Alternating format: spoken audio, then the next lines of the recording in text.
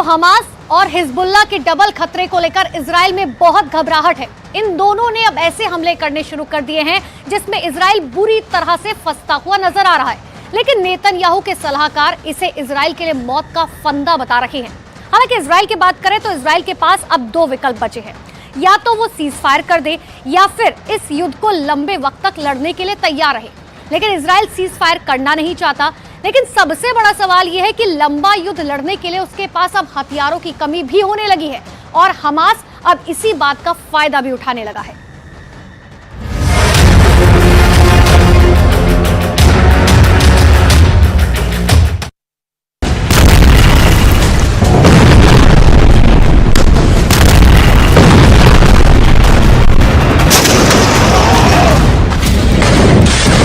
Video के एक एक फ्रेम को बहुत गौर से देखिए।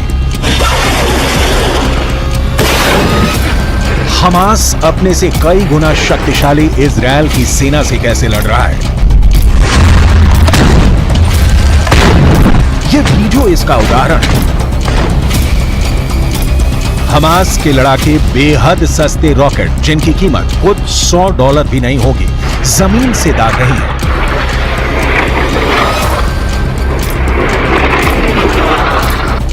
इतना सस्ता और जुगाड़ का रॉकेट हमास ने तैयार किया है कि इजराइल भौंचक्का है। इन सस्ते से रॉकेट के लिए इजराइल को अपने लाखों डॉलर की मिसाइलें खर्च करनी पड़ रही है, क्योंकि गाजा की ओर से आया एक तिनका भी इजरायली डिफेंस के टारगेट पर है और वो इजराइल की सीमा में दाखिल हो उससे पहले नष्टो नाबूद किया जाना जरूरी है।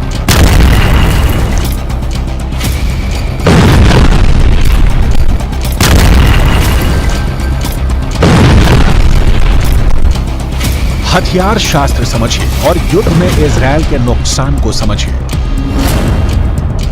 हमास का सस्ता रॉकेट, इजराइल की महंगी मिसाइल, कीमत $100 से $500, कीमत लाखों डॉलर। इजरायली खुफिया एजेंसी और इजरायली एयरफोर्स की सारी ताकत इन जैसे बेहद कमजोर और हल्के रॉकेट को रोकने में लग रही है। हमास के अल कुद्स ब्रिगेड ने ऐसा ब्रेन लगाया है कि इजराइल की परेशानी बढ़ गई है। यहां आपको हमास के अल कुद्स ब्रिगेड के बारे में जरूर जानना चाहिए, क्योंकि इजराइल के खिलाफ हमास की लड़ाई में अल कुद्स ब्रिगेड फ्रंट लाइन पर लड़ रहा है।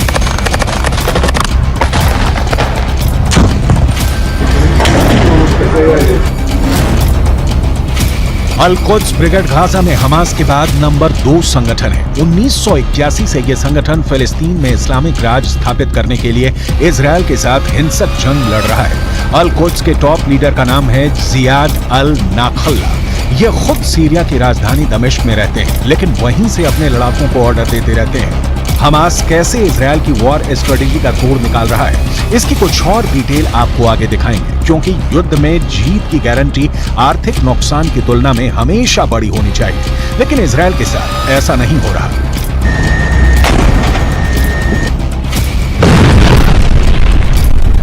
युद्ध में इजराइल को इतने बड़े पैमाने पर अपने संसाधनों और हथियारों का इस्तेमाल करना पड़ रहा है कि अमेरिका से अब इनकी सप्लाई शुरू हो गई है।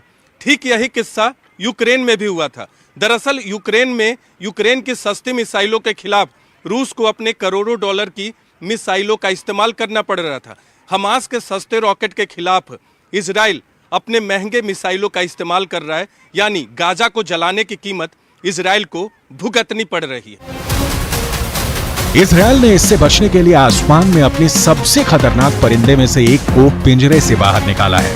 इस परिंदे वाले हथियार की जरूरत इसलिए पड़ी क्योंकि इजराइल पर हमले के बाद हमास के लड़ाके सुरंगों में छिप जाते हैं, जिसकी वजह से इजराइल की सेना को उन्हें ठिकाने लगाने में परेशानी होती है।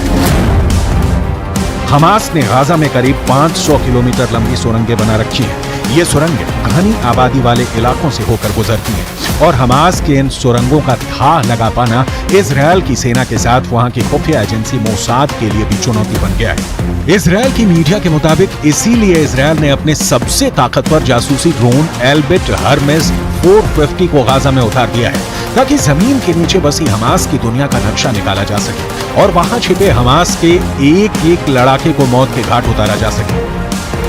इजरायली मीडिया का दावा है कि यह जासूसी ड्रोन निगरानी के लिए बेहद कारगर है। इसे इतना ताकतवर माना जाता है कि यह पाताल में छिपे दुश्मन का भी पता लगा सकता है। इजराइल की मीडिया के मुताबिक ये ड्रोन एक बार में करीब 20 घंटे तक उड़ान भर सकता है। इसकी रेंज करीब 300 किलोमीटर तक बताई है। एल्बिट हर्मेस 450 ड्रोन करीब 170 किलोमीटर प्रति घंटे की रफ्तार से उड़ान भर सकता है और सबसे खास है इसका रेडार सिस्टम, जो जमीन के नीचे होने वाली हलचल का भी पता लगा सकता है, वो भी 18,000 फीट की ऊंचाई पर उड़ान भरते हुए। इजरायल के पास दुनिया की सबसे लेटेस्ट तकनीक वाले ड्रोन मौजूद हैं। इजरायल के पास हमास के खिलाफ लड़ने के लिए अभी बहुत से हथियार भी हैं, जिनका इस्तेमाल इजरायल युद्ध जारी रहा तो जरूर कर सकता है। दूसरी ओर ड्रोन के स्तर पर हमास भी कमजोर नहीं है। कामिकाज़े ड्रोन टेक्नोलॉजी को ईरान के जरिए हमास के आतंकवादियों तक पहुंचाया गया है।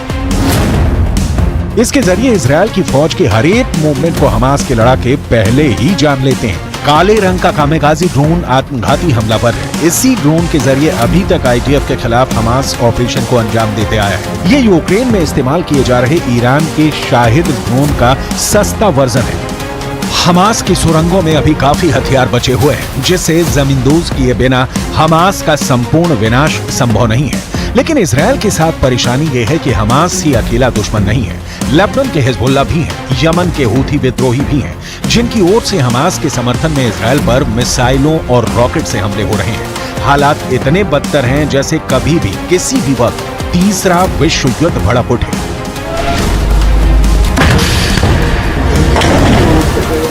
यमन के हूथी विद्रोहियों ने फिर इजरायल को निशाना बनाने की कोशिश की है। इस वक्त लेबनान के हिजबुल्लाह से भी ज्यादा हमले इजरायल पर हूथी कर रहे हैं। इन हूथी विद्रोहियों का आका है ईरान। हूथी विद्रोहियों की मिसाइल लाल सागर से होती हुई दक्षिणी इजरायल के एलट शहर में गिरने वाली थी, लेकिन इजरायल ने लाल सागर से आती हुई उन बैलिस्टिक मिसाइलों को मार गिराने का दावा किया, क्योंकि दक्षिणी इजरायल के एलट शहर में उसका एरो 3 मिसाइल डिफेंस सिस्टम तैनात है, जिसने हूथी विद्रोहियों की मिसाइलों को पहचान कर मार गिराया। הלחימה נמשכת, אין הפסקת אש, אנחנו חוזרים על זה, אין הפסקת אש, אנחנו ממשיכים להילחם. हूथी विद्रोहियों को रोकने के लिए अमेरिका ने लाल सागर में अपना एयरक्राफ्ट कैरियर आइजनहावर उतारा है, तो वहीं हिजबुल्लाह के खिलाफ भूमध्य सागर में जेराल्ड फोर्ड पहरा दे रहा है। इजराइल के पास खुद दुनिया का टॉप एयरक्राफ्ट सिस्टम मौजूद है। इजराइल इस वक्त गाजा में अपनी पूरी ताकत से जुटा हुआ है हमास के अंतिम लड़ाके की मौत तक। यमन से आती मिसाइल को इजरायल के एरो 3 मिसाइल डिफेंस सिस्टम ने नष्ट कर दिया। इजरायल का एरो 3 मिसाइल डिफेंस सिस्टम सटीक हमले करने में माहिर है और मिसाइल को ट्रैक करके उसे हवा में तबाह करने का दम रखता है। इजरायल ने जब एरो 3 मिसाइल डिफेंस सिस्टम का टेस्ट किया था तो ये 100% सफल रहा था। हमास किसी भी स्तर पर इजरायल के सामने नहीं टिक सकता। लेकिन सवाल है कि इस युद्ध का अंत क्या है? क्या किसी साजिश के तहत पश्चिमी एशिया को जलाने की कोशिश की जा रही है? क्योंकि इस वक्त जो साफ दिख रहा है वो ये कि गाजा की आग में आम फिलिस्तीनी मर रहे हैं, लेकिन उस आग में कई दूसरे देश हाथ सेक रहे हैं। दरअसल रूस, ईरान और चीन ये तीनों नहीं चाहते कि माहौल शांत हो, क्योंकि इन तीनों देशों को पता है कि पश्चिम एशिया उनके दुश्मन अमेरिका की कमजोर कड़ी है और इजरायल की वजह से अमेरिका दुनिया में अलग थलग पड़ता जा रहा है, क्योंकि गाजा में जो कुछ हो रहा है उसके लिए अमेरिका को भी जिम्मेदार ठहराया जा रहा है। ये तीनों देश इसका फायदा उठाना चाहते हैं और इसीलिए पश्चिम एशिया के मुस्लिम देशों को अमेरिका के खिलाफ इन लोगों ने खड़ा करना शुरू कर दिया। पश्चिम एशिया के मुस्लिम देशों की संख्या अच्छी खासी है। अगर रूस, ईरान और चीन को Iraq, Jordan, Kuwait, Lebanon, Oman, फिलिस्तीन, कतर, सऊदी अरब, सीरिया, तुर्की, संयुक्त अरब अमीरात और यमन जैसे देशों का साथ मिल गया तो फिर पूरी बाजी ही पलट सकती है। इन सारे देशों के बीच इजरायल अमेरिका के खिलाफ एक होने की ताकत उस लेवल पर कभी नहीं रही, जैसा कि दावा किया जाता रहा है। संयुक्त अरब अमीरात और ईरान के बीच भी सुलगते मुद्दे हैं। 22 देशों का अरब संगठन शब्दों का खेल खेल रहा है। फिलिस्तीन में मानवीय मदद के नाम पर कुछ ट्रकों को भेजे जाने के अलावा इन देशों ने कोई कदम नहीं उठाया। ईरान के राष्ट्रपति इब्राहिम रईसी अपने शब्दों से ही परमाणु युद्ध छेड़ते रहे हैं। जमीन पर उनका एक भी शब्द सही नहीं उतरा है। युद्ध में कमजोर का मारा जाना तय है और हमास इजरायल से बहुत बहुत बहुत कमजोर है। लिहाजा गाजा चल रहा है। धू कब तक चलेगा कोई नहीं जानता।